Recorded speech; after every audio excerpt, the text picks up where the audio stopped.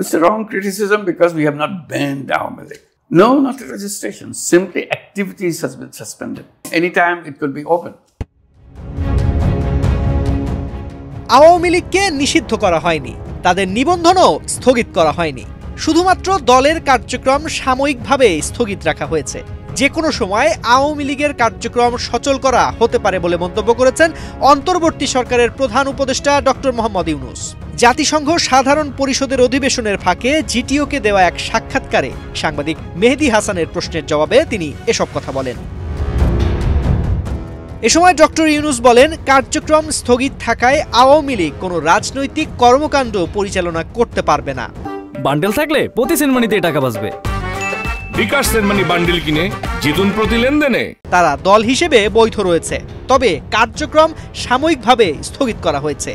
যে কোনো সময় এই কার্যক্রম আবার চালু করা হতে পারে। কার্যক্রমের ওপর নিষেধাজ্ঞা যে কোনো সময় তুলে নেওয়া হতে পারে। আগামী নির্বাচনে আওয়ামী লীগ অংশ নিতে পারবে কিনা এমন প্রশ্নের জবাবে তিনি বলেন, আওয়ামী লীগের নির্বাচনে অংশ নেওয়ার বিষয়টি নির্বাচন কমিশনের এখতিয়ার। কোন দল নির্বাচনে অংশ নিতে পারবে সে বিষয়ে সিদ্ধান্ত দেবে নির্বাচন কমিশনই, কারণ তারাই নির্বাচন পরিচালনা করছে। Well, that's on the election commission has decided, seeing the possibilities and the characteristics of the party that will disrupt the whole election. প্রধান উপদেষ্টা আরো বলেন, আওয়ামী লীগের সমর্থক রয়েছে, তবে তাদের লাখ লাখ সমর্থক আছে এটা আমি মানি না। তাদের সমর্থকেরা সাধারণ ভোটারের মতোই ভোট দিতে পারবেন, তবে সেখানে আওয়ামী লীগের প্রতীক থাকবে না।